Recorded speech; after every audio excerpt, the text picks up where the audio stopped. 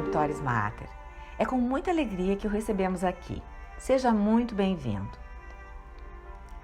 Neste final de semana, que antecede a Semana Santa, a Igreja propõe para reflexão a leitura de um evangelho que chamamos de Evangelho do Domingo de Ramos, ainda antes da entrada do povo na Igreja. Nesse ano do ciclo litúrgico, que é o ano B, a leitura vem de São Marcos, capítulo 11, versículos 1 a 9. Uma leitura que apresenta elementos singulares em relação aos evangelhos de São Mateus e São Lucas. O evangelho de Marcos é mais longo e detalhista.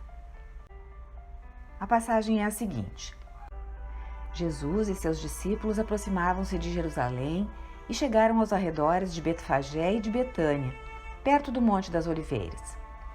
Desse lugar, Jesus enviou 2 dos seus discípulos, dizendo-lhes: Ide à aldeia que está defronte de vós, e logo ao entrardes nela, achareis preso um jumentinho, em que não montou ainda homem algum. Desprendei-o e trazei-mo. E se alguém vos perguntar: que fazeis? Dizei: o Senhor precisa dele, mas daqui a pouco o devolverá. Indo eles, acharam o jumentinho atado fora, diante de uma porta, na curva do caminho. Iam-no desprendendo, quando alguns dos que ali estavam perguntaram: Ei, que estás fazendo? Por que soltais o jumentinho? Responderam como Jesus lhes havia ordenado, e deixaram-no levar. Conduziram a Jesus o jumentinho, cobriram-no com seus mantos, e Jesus montou nele. Muitos estendiam seus mantos no caminho. Outros cortavam ramos das árvores e espalhavam-nos pelo chão. Tanto os que precediam como os que iam atrás clamavam: Hosana, bendito o que vem em nome do Senhor. Esse relato, então, é o da entrada de Jesus em Jerusalém por ocasião da festa da Páscoa, quando ele é aclamado como Rei e Messias. Marcos sublinha o fato de Jesus sentar-se num jumento em que ninguém jamais sentara. E segundo Mateus narra no capítulo 9, Jesus está cumprindo a profecia do livro de Zacarias, também capítulo 9, segundo o qual o Messias um dia viria a Jerusalém montado num jumentinho.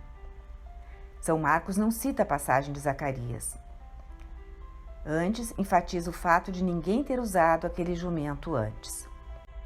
Pode parecer um detalhe irrelevante, mas sabemos, por exemplo, da leitura das tentações de Jesus no deserto, que fizemos no início da Quaresma, como São Marcos também menciona o fato de que Jesus ficou no deserto vivendo com os animais selvagens, porque o coloca como um novo Adão. Lá, Jesus está no deserto e não no Éden, mas, como Adão antes do pecado original, não há inimizade com os animais que não o ameaçam. Aqui, Marcos parece querer deixar claro que Jesus é o verdadeiro Senhor e Mestre, capaz de montar um jumento não domado, que ainda assim não lhe oferece qualquer resistência. Um jumento indomado normalmente se afasta dos desconhecidos. Se é montado, derruba-os, em vez de se deixar montar e conduzir, como fez com Jesus tranquilamente a Jerusalém. Esse detalhe, portanto, é uma outra imagem de que Jesus é o novo Adão, Senhor não só dos seres humanos, mas também de todas as criaturas. E vemos noutra passagem, após a morte de Jesus, que ele será sepultado num sepulcro que ninguém ocupou. Nesse momento, a ênfase serve para não deixar dúvidas de que pudesse ser o corpo de outra pessoa que tivesse saído do túmulo. São detalhes, mas são importantes para a nossa compreensão da Escritura, daquilo que o evangelista quer nos revelar. Essas situações semelhantes que Marcos nos traz demonstram sempre a singularidade, o status sem precedentes de Jesus, além de salientar que ele é rei. Marcos ainda sublinha as vestes espalhadas no caminho por onde Jesus passa, além dos ramos que espalham e com que acenam para ele.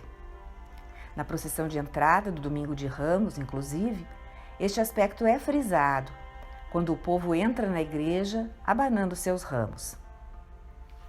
é um costume antigo e foi narrado no segundo livro de Reis, no capítulo 9, versículo 13. Os ramos eram usados como parte da cerimônia de coroação do rei, o qual entrava na cidade montado num jumento e subia os degraus até o trono. Quando chegava ao trono, os ramos do povo eram agitados, significando que ele estava sendo acolhido como rei. Também no livro de Macabeus, capítulo 13, versículo 51, os macabeus usam palmas numa procissão de vitória, como sinal da vitória de Israel sobre seus inimigos. Reis também entravam nas cidades em procissão quando venciam seus inimigos em acirradas batalhas e se posicionavam no trono, no palácio, sendo aclamados. Combinando estas passagens, temos duas procissões, uma procissão real e uma procissão de vitória, que permitem ver o que está acontecendo no Evangelho de Marcos para hoje. Não apenas Jerusalém está dando boas-vindas a Jesus, mas também o está acolhendo como um rei vitorioso. Porém, Jesus não vai a qualquer palácio, ele vai ao templo e depois deixa a cidade para esperar a hora de sua paixão e morte na Sexta-feira Santa. Esta procissão de ramos costumava ser vista ainda pelos antigos exegetas, intérpretes cristãos, como os santos padres, como a entrada de Jesus na Semana Santa, na qual ele vai subir degraus que o levarão a um trono muito diferente, o trono da cruz, desde a qual ele reinará como o Rei crucificado, o Filho de Davi crucificado e Senhor de todos, ao contrário do tipo de rei que o povo esperava. Finalmente, cabe explicar que aqueles que acolhem Jesus ao entrar em Jerusalém gritam Hosana, que significa dê-nos a salvação, ou então salva-nos, Senhor, bendizendo o reino de seu pai Davi que está chegando. Só Marcos narra esse fato. O que se vê, assim, é que reconhecem a vinda do reino de Deus, mas o interpretam como o reino de Davi apenas. Sim, é o reino de Davi, do descendente de Davi, a quem Deus prometera fidelidade e reino eternos. Mas é radicalmente diferente de como foi o reinado de Davi. Não um reino terreno, mas celeste, espiritual, inscrito nos corações. Em resumo, ao participar da liturgia do Domingo de Ramos e ouvir este evangelho proclamado fora ou no átrio da igreja, procuremos meditar no fato de que estamos entrando na liturgia da Semana Santa. Estamos saudando Cristo como nosso Rei vitorioso, acolhendo-o no meio de nós, pois ele está presente na própria liturgia. Proclamemos: bendito aquele que vem em nome do Senhor, aclamando Cristo que estará pouco depois triunfante e vitorioso no trono do altar. Há um mistério litúrgico se desenrolando aqui, levando-nos à entrada triunfal de Jesus em Jerusalém, mas também preparando-nos para o que acontecerá na missa que está começando, de modo real e solene. Obrigada por ter acompanhado esta postagem. Se você gostou, clique seu like, inscreva-se no canal e acione o sininho para ser notificado de outras publicações.